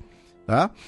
Por exemplo, os irmãos Maladinov, né, que são dois dos patronos, digamos assim, do nacionalismo búlgaro, dentre outros nomes. E aí, dentro da Macedônia, começam movimentos que buscavam ou uma Macedônia autônoma, né, ali no final do século XIX, ainda sob domínio otomano, ou então uma posterior união com a Bulgária. Falou, a gente tem que se livrar dos otomanos, mas aí a gente se livra dos otomanos e vai fazer parte da Bulgária, porque naquele momento já existia uma Bulgária independente. Tá? A principal delas, a mais conhecida delas, talvez, tenha sido a Organização Revolucionária Macedônia, né? ORM, que depois, né, ela foi renomeada e ela se separou em 2 organizações. Tá? A Organização Revolucionária Macedônia Interna, a ORMI, e a Organização Revolucionária Trácia Interna, a ORTI. Tá? eu estou citando esses movimentos porque eles vão ter uma importância posterior, tá? Fiquem de olho. Inicialmente, nessa organização, né, que era considerado ali, entre aspas, um movimento terrorista, mas era um movimento pela independência da Macedônia, só podiam ser integrantes búlgaros, tá? Depois passaram a entrar pessoas ali de outras etnias sob domínio otomano. Eles iniciaram ali os primeiros levantes no final do século XIX, início do século XX, incluindo a formação da República Kruševo, tá? Que foi ali uma cidade, uma região que chegou ali a declarar a sua independência em relação aos otomanos. E é uma coisa que é muito simbólica desses nacionalismos, né, que no início do século XIX surgem como românticos, como libertadores, e que já para o fim do século XIX vão se tornar aqueles nacionalismos mais chauvinistas, mais dominadores, né? Que são os projetos das grandes, né? Grande Macedônia, Grande Sérvia. E aí, no caso, o projeto da Macedônia Unida, ele surge ali mais ou menos em 1910, que seria a consolidação de todas as regiões da Macedônia, incluindo a atual Norte Macedônia, parte do sul da Sérvia, a Macedônia grega, parte do oeste búlgaro e parte da Albânia, tá? Toda essa Macedônia histórica, cuja capital seria justamente em Tessalônica, da Macedônia grega, que para os eslavos é chamada de Solun. Para os búlgaros, a atual Norte Macedônia faria parte da Grande Bulgária, né, o plano que foi delineado ali na Conferência de Constantinopla de 1876. Para os sérvios, ela faria parte da Grande Sérvia, porque fez parte lá do Império Sérvio do século XIV, né, que a gente já citou. E para os gregos, ela faria parte da Grande Grécia, a Megali, né, a ideia Megali, que surge ali em 1844, depois da independência grega. O contexto da ideia Megali foi mais o seguinte: olha, os gregos conseguem independência em relação aos otomanos e falam, olha, agora que a gente conquistou a independência aqui da Grécia, a gente tem que libertar as outras terras gregas. A gente tem que libertar os outros territórios gregos que estão dominados pelos otomanos para fazerem parte do nosso reino. Então, a Macedônia, vocês veem, como esse ponto de junção, ela tem tanto um projeto próprio de Macedônia Grande, de Macedônia Unida, como faz parte de outros três. Na Primeira Guerra Mundial, né, nós temos, antes da guerra, as duas guerras dos Balcãs, em que a Macedônia do Norte foi anexada pela Sérvia, rebatizada de Sul da Sérvia, tá? O nome da província era literalmente Sul da Sérvia. Tá? Tiram o nome Macedônia. A Bulgária fica pé da vida com isso, se volta contra sua antiga aliada, a Sérvia, né? O Bulgária e Sérvia lutaram juntos na Primeira Guerra dos Balcãs. A Segunda Guerra dos Balcãs foi da Bulgária contra os seus antigos aliados. Parte disso pelo domínio da Macedônia. Depois da vitória sérvia, nós tivemos ali o início de um processo ali de servialização da região, não sei se essa seria a palavra, né? Com fechamento de escolas búlgaras, de igrejas ortodoxas búlgaras. O uso do búlgaro foi proibido, né? O uso do idioma búlgaro foi proibido. E aí, durante a Primeira Guerra Mundial, a Macedônia, ela foi uma frente de combate própria, né? Ali, de um lado, tropas sérvias, francesas e britânicas, e do outro lado, tropas búlgaras e austro-húngaras. Lembrando, os búlgaros faziam parte das potências centrais. Até a rendição búlgara em 30 de setembro de 1918, que é aí quando os sérvios foram lá e tomaram toda a região, retomaram, na visão deles, né, toda a região da Macedônia do Norte. Lembrando que uma coisa que a gente falou no Fronteiras sobre a Sérvia é que a Sérvia foi o país que mais teve mortes durante a Primeira Guerra Mundial. E esse número inclui os números da Macedônia do Norte. Né, pessoas que, né, fazendo parte ali da população, morreram no conflito. Aí, após a Primeira Guerra Mundial, a Macedônia vai fazer parte do reino dos sérvios, croatas e eslovenos. Vejam só, nós tivemos a exclusão da Macedônia do nome. Tá? Era sérvios, croatas e eslovenos. A ideia de que Macedônia, na verdade, era parte da Sérvia. Tá? Ela não era uma coisa separada, era parte da Sérvia. E aí, a ORMI, que a gente mencionou anteriormente, voltou, né, retomou suas atividades contra os sérvios, passaram a ter oposição da uma organização paramilitar chamada Associação contra Bandidos Búlgaros, que era basicamente um grupo tchetnik sérvio, um grupo militante nacionalista sérvio. Em 1929, né, o reino foi oficialmente rebatizado de Reino da Iugoslávia, né, justamente ali, terra dos eslavos do sul, e o sul da Sérvia, incluindo tudo que é a Macedônia do Norte, tornou-se a Banovina, né, província de Vardar, do Reino da Iugoslávia. Em 1931... Vardar, só lembrando, é um rio, né, justamente, que banha Skopje. Isso, e tem o vale do Vardar. E aí, os grupos militantes macedônios se uniram aos fascistas croatas da Ustaše para reivindicar a independência dos dois países. E, em 1934, o rei Alexandre da Iugoslávia, a gente falou disso no Fronteiras sobre a Iugoslávia, ele foi assassinado em Marsella por Vlado Chernozemski, um membro da Organização Revolucionária Macedônia, justamente como parte desse processo, né, de reivindicar uma independência macedônia, ou então reivindicar uma união com a Bulgária ou a Grande Macedônia. E lembrando, o assassinato do rei Alexandre é o primeiro regicídio que nós temos em filme. Tá?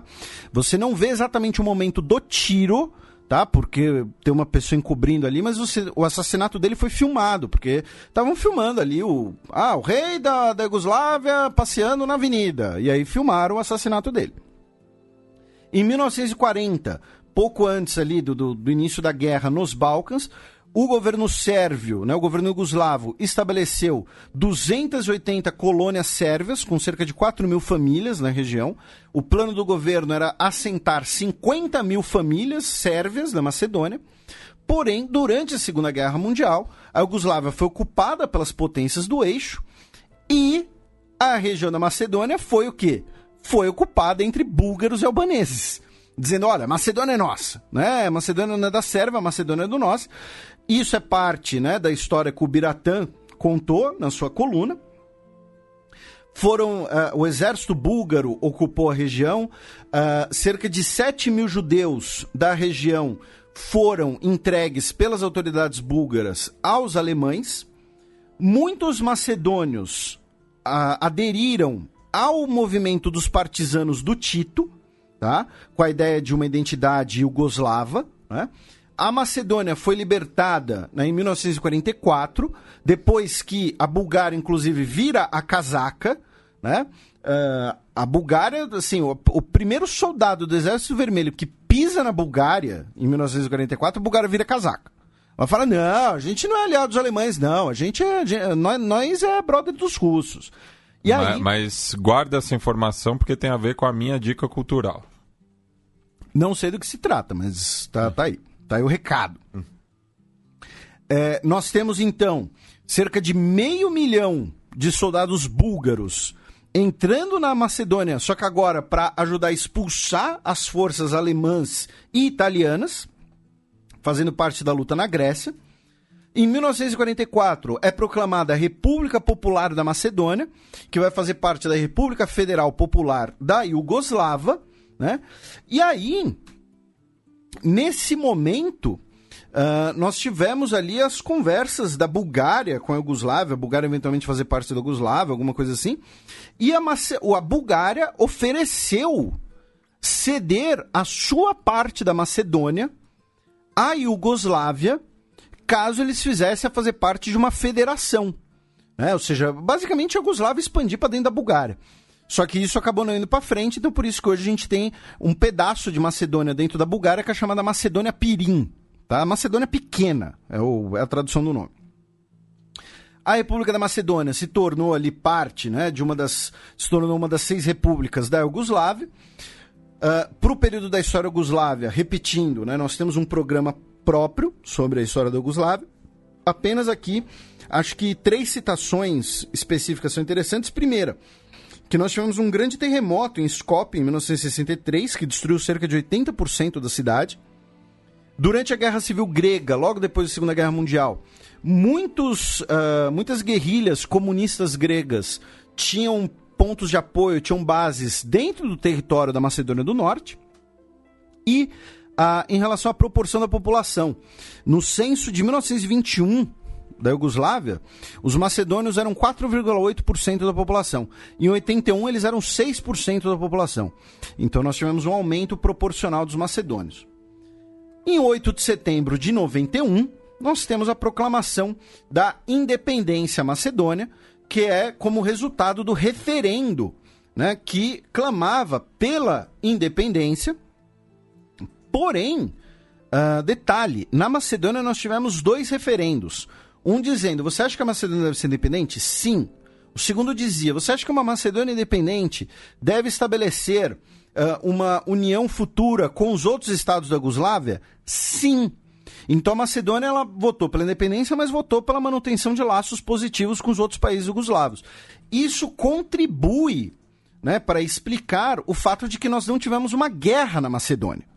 A gente teve guerra na Bósnia, a gente teve guerra com os croatas, né? Porém, a gente não teve uma guerra na Macedônia, tá? E aí, com a independência, surge, né, fomenta-se a ideia de criar uma identidade macedônia própria. Uma identidade ali que fosse...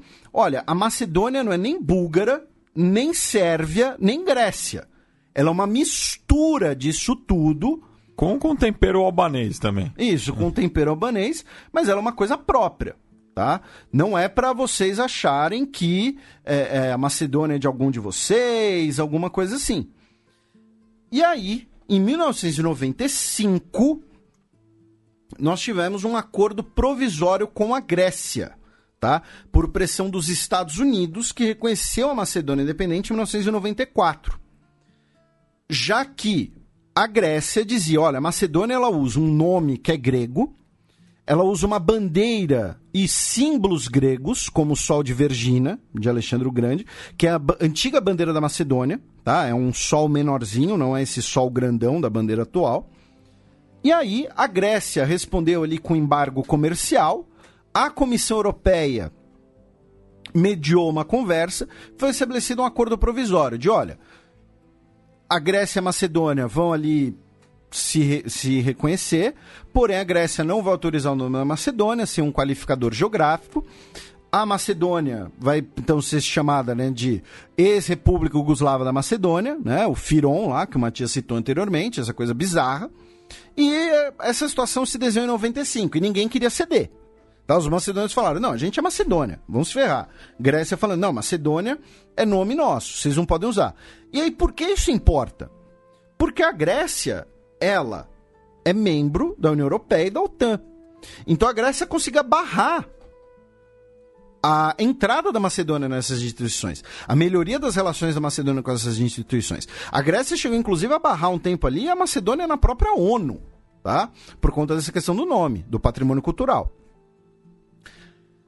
Temos, com o conflito de Kosovo, em 99, também hostilidades com a comunidade de albaneses na Macedônia, até porque essa comunidade vai aumentar muito com o conflito no Kosovo, já que cerca de 360 mil refugiados albaneses kosovares vão para a Macedônia, tá? Nós tivemos a formação de guerrilhas de etnia albanesas dentro da Macedônia, tá? Ali no início dos anos 2000. Tivemos uma intervenção em solo da OTAN, que resultou no Acordo de Ócrida, em que o governo da Macedônia reconheceu, aumentou o reconhecimento cultural e de garantias à minoria albanesa. Em troca, os grupos albaneses deixaram de lado a luta armada, tá? E deixaram de lado eventuais exigências separatistas. Porém, em 2012 nós tivemos episódios de violência sim. Ano passado, com as negociações do acordo com a Grécia, nós tivemos brigas, troca de socos entre parlamentares da comunidade albanesa dentro da Macedônia. Hoje, cerca de 1/4 da população da Macedônia é de origem albanesa, tá? Não é pouca coisa, 1/4. Tivemos ali como um golpe de marketing, digamos assim, a criação da República de Vevikani. Tá? Vevikani é uma cidadezinha na Macedônia e que em 91 declarou sua independência, tá? Dizendo que o governo queria mudar ali as nascentes das águas ali da região, queriam irrigar algumas regiões, por isso a cidade ia ficar sem água. Eles declararam sua própria independência em 19 de setembro de 91. Claro, isso não foi para lugar nenhum, né? Eles nunca chegaram a ser independentes de fato, só que em 2000 eles declararam, entre aspas, de novo a independência, mas como um golpe turístico. Então, se você for visitar o Vevikani, eles vão ter a própria moeda, entre aspas, eles vão ter lá uma própria bandeira, entre aspas, né? A ideia de que eles são o menor país do mundo. Enfim, ali essas coisas, assim, bem turísticas mesmo, né? Mas o dinheiro, assim, só vale na cidade e você troca pelo dinheiro macedônio, que é tipo, sei lá, é tipo ficha da quermesse. Entendeu? Com todo respeito. Sabe, você vai na quermesse, aí você tem que... É quermesse, tem que puxar o E. E aí você troca lá pela ficha do pastel, é isso.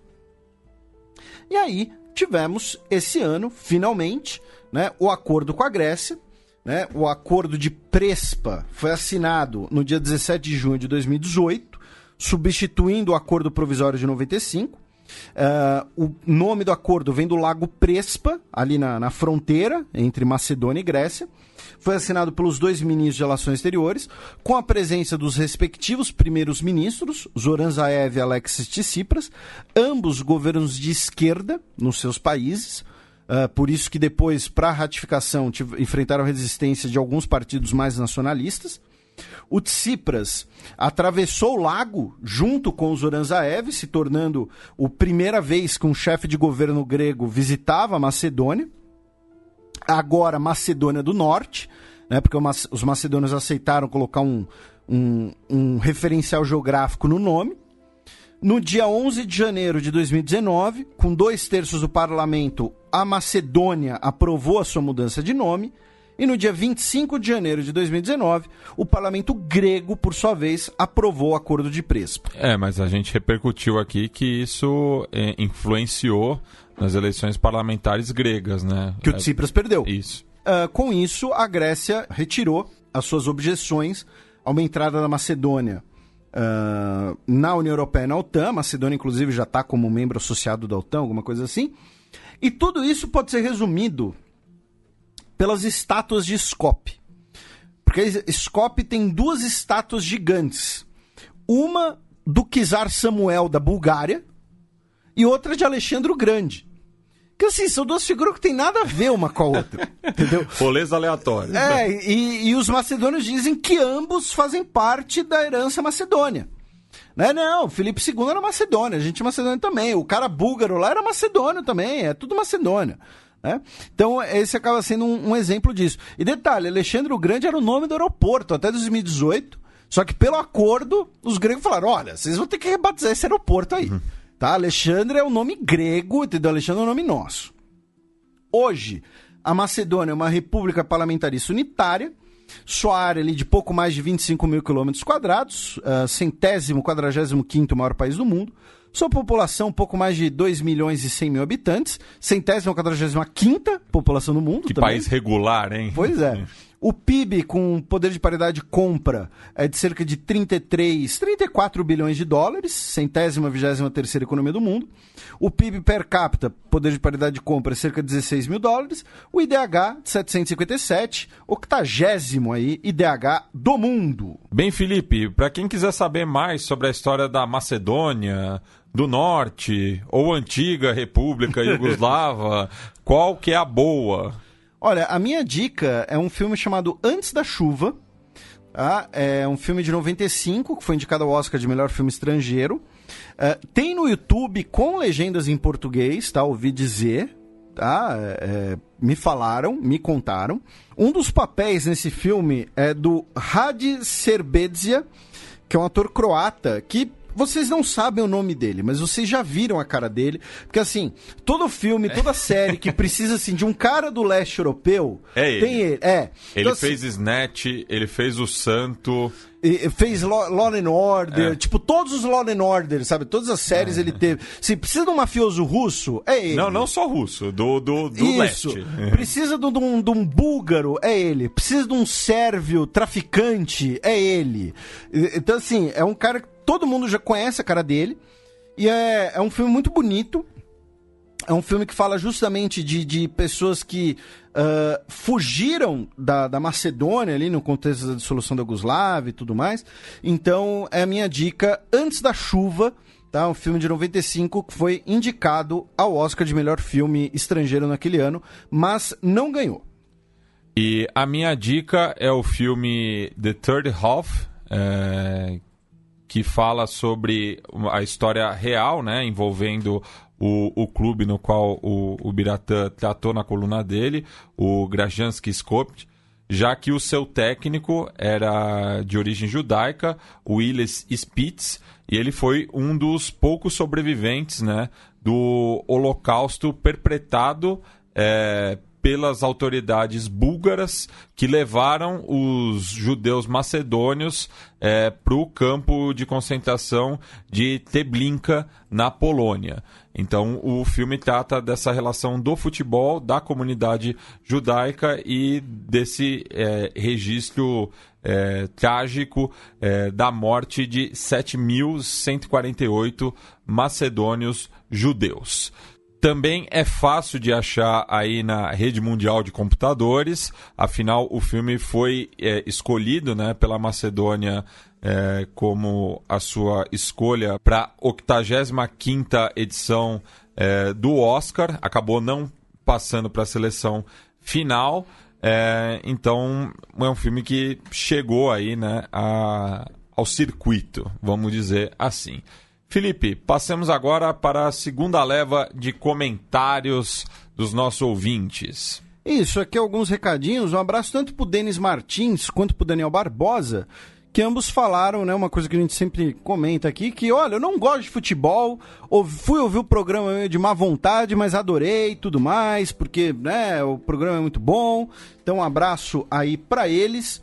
Um abraço pro Leonardo Góes da Fonseca, né, que falou ali que o programa do Afeganistão foi muito legal sobre a questão de progressistas versus conservadores, de como isso é um fenômeno presente em quase todos os países. Um abraço pro Rafael Braga, que recomendou o filme A Cidade do Sol, né, que é do autor do Caçador de Pipas, né? Ele disse que é um livro que ele achou, inclusive, mais legal, né? Um abraço pro Luan Nascimento, um abraço pro Matheus Souza, que nos ouve enquanto joga Civilization, e ele gostou da gente ter citado o Ahsoka, porque ele é um dos líderes favoritos dele no Civilization 4. Tá? Eu nem sabia que ele estava no jogo. Um abraço pro Eduardo Oliveira Santos, que disse que o jogo Metal Gear Solid 5 se passa em boa parte no Afeganistão durante o período né, invasão soviética.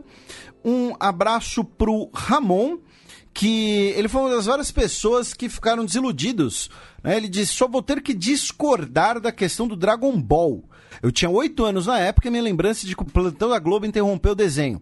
Gente, isso é lenda, isso é uma memória criada, isso é um fenômeno possível e bizarro, tá? Mas assim, joguem no Google, tipo, Dragon Ball 11 de setembro. Não estava passando Dragon Ball na hora dos atentados de 11 de setembro, tá? Isso é uma lenda e aí muita gente simplesmente assimila essa lenda, né? A nossa memória é meio bizarra, tá? E ele que manda um abraço cruzeirense para os dois, em especial para o Matias. Não sei se tem a ver com a questão do Rogério Ceni ou se ele apenas gosta bastante de você. O Bernardo Seijas Piloto disse, ele comentou a série The Americans, que a gente já mencionou aqui em outras vezes, né? Disse que tem lá na terceira temporada, fala um pouco da questão do Afeganistão. Um abraço para o Outro Jota, que está pé da vida comigo, porque ele está comentando todos os programas em todos os lugares do mundo, que cajuína não tem gás, cajuína não é refrigerante, cajuína não tem açúcar, cajuína é um patrimônio cultural do Piauí. A gente entendeu, cara. E aproveitando o nosso Edgar Carreiro Júnior, o protético e cacheiro viajante, que faz parte do conselho editorial do Baião de 2 e que esteve recentemente em São Paulo e me presenteou com um queijo manteiga. Ele falou justamente, né, dessa questão da cajuína, e que também é o nome de uma das mais belas músicas do Caetano, na opinião dele, sobre o poeta Torquato Neto. E ele comentou também sobre a disputa de fronteira que existe entre o Ceará e o Piauí pela região da Serra de Ibipaba. Isso vem desde os tempos do Império, né? E pra gente fechar aqui, um abraço pro Vitor Villeroy, que falou aqui bastante do Fluminense dele, disse que tá aí com medo de Oswaldo Oliveira e tudo mais. E ele que disse que achava que a solução que nós estamos adotando nesse momento para os comentários não seria necessária para o Fronteiras, mas a gente achou melhor assim mesmo. Tá? Um abraço pro João Jorge, que disse que a gente ouve, nós somos as vozes que ele mais ouve, além da esposa dele. Tá, ele que não deixou aqui o nome da conge dele, então não dá para mandar um abraço, mas... Desculpe aos dois. Um abraço aí pra conge do João George. Um abraço pro Fábio Mendes, que agradeceu a citação ao livro dele, Campeões da Raça, feito no programa sobre o Peru, e ele disse que o livro está disponível para Kindle e é gratuito para quem tem um Kindle Unlimited. Tá? Ele quis fazer esse jabá e eu tô fazendo também porque eu sou legal. Tá? Um abraço pro Levi Arcanjo, que gostou muito da maratona CBN de Piauí de podcasts. O Manuel Martins também faz menção à crueza do filme O Caçador de Pipas, uma das poucas obras do tipo que já fizeram ele chorar. Ele nos manda saudações lá de Pombal, na Paraíba. Outro paraibano também, o Zé Pereira, que também faz parte do conselho editorial do Baião de 2, deu 2 pitacos aqui. O primeiro é sobre a obra Onde os Homens Conquistam a Glória, do John Krakauer, que fala sobre o ex-jogador da NFL, o Pat Tillman, morto no Afeganistão por fogo amigo. O livro traça uma linha temporal interessante entre a vida do jogador e a história do país, inclusive da influência dos movimentos nas regiões mais interioranas, relatando a dificuldade. E em relação ao L-Foot 98, em algumas versões você tinha a opção de jogar com os times da Liga do Afeganistão, que na verdade eram as seleções da Copa do Mundo daquele ano, mas depois de algumas rodadas ficava uma bagunça, porque você via o Ali Daei nos Estados Unidos, o Batistuta no Chile, o Ronaldo na Argentina. O Alan Teixeira Souza diz que o programa é maravilhoso, não gosta de futebol, mas a gente é magnífico. O Vital Teixeira diz que quando o Felipe falou das guerras médicas, ele imaginou uns caras de jaleco lutando com bisturis. O Diego Monteiro diz que quando você se referiu ao povo Sikh, o pessoal que fez barulho e ele acabou entendendo Sikh, pediu para você explicar a referência para mim. Eu sei que é sobre Star Wars. Mas ele diz que os britânicos invadem o Afeganistão com seus aliados Sikh e ele só imaginou um exército britânico de farda vermelha e branca de O Patriota avançando juntamente com um exército de Stormtroopers. E por fim, o Luciano Aguiar fez aqui um comentário muito bacana sobre as vinhetas, né? Ele diz que quando ouve a história, ele imagina eu e o Felipe numa biblioteca recheada de livros com iluminação baixa, ambos sentados cada um em sua poltrona de couro de cor caramelo, com as pernas cruzadas, bebericando o chá Earl Grey em suas xícaras de porcelana chinesa. Enquanto que no campo ele imagina a gente no clipe de You Could Be Mine do Guns N' Roses. Ele sabe que a música é do Tim Lizzy. E por fim no mapa aparece quando você chega em casa às 4 da manhã, vindo do rolê e ainda tá chapado, mas não consegue dormir logo que chega. Aí no escuro total você liga uma rádio qualquer por perto, a única luz é a que vem dos LEDs do rádio e toca uma música como essa trilha. E ele perguntou aqui, né, sobre a música do livro, já que é a música do jogo, ele não imagina nada além do próprio Civilization. Ele pediu pra gente preparar um Fronteiras sobre a Mongólia. Veremos, não prometemos. Bem, e a música de encerramento, como não poderia deixar de ser, vai ser do Tosi Proesk, que acabou rebatizando, né, o principal estádio da capital Norte Macedônia, por conta desse imbróglio aí com os gregos, e acabei escolhendo a música que ele lançou em 2003, que se chama Sija-Si, né, o C com aquele circunflexo ao contrário, que na tradução aqui para o inglês seria algo como A Quem Você Pertence, e que acabou virando um hit, né, não só na Macedônia, como nas antigas repúblicas iugoslavas.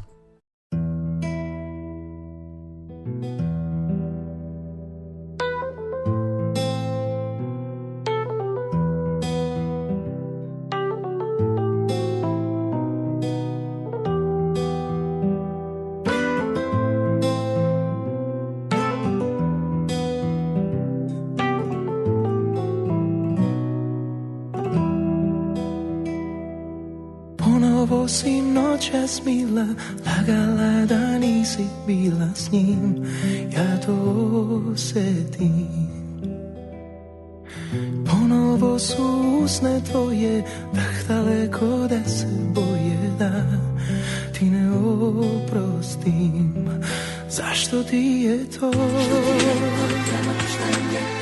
Trebalo, zar nisi mogla ti priznati?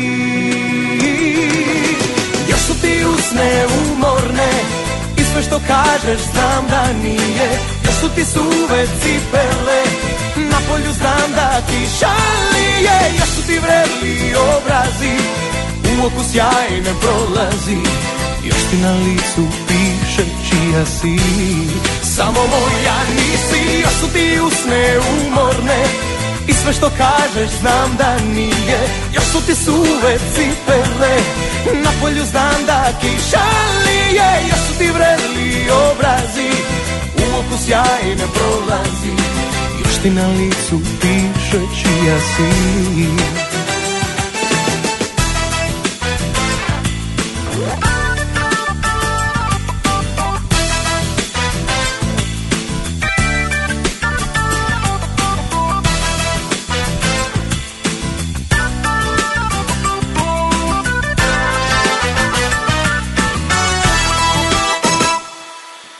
Uzalud mi kriješ lice, znam te oči izdajice, sve si odglumila. Isprljana poljupcima, otrovana dodirima, znam da si lagala. Zašto ti je to trebalo, zar nisi mogla ti priznati? Još su ti usne umorne i sve što kažeš znam da nije. Još su ti suve cipele, na polju znam da kiša lije. Još su ti vreli obrazi, u oku sjaj ne prolazi. Još ti na licu piše čija si, samo moja nisi. Još su ti usne umorne i sve što kažeš znam da nije.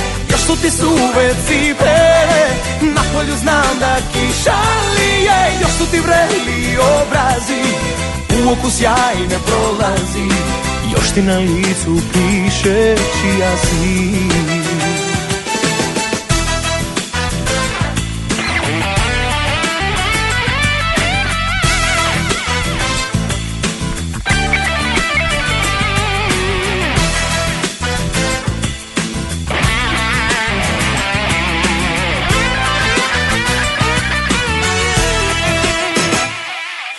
Još su ti usne umorne i sve što kažeš znam da nije. Još su te zube cipele, na polju znam da kiša lije. Još su ti vreli obrazi, u oku sjaj ne prolazi. Još ti na licu piše čija si.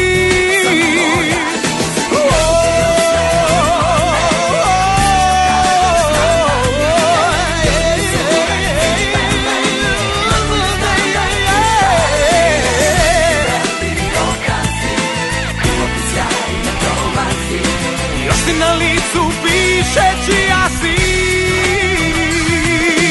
Baš ti na licu piše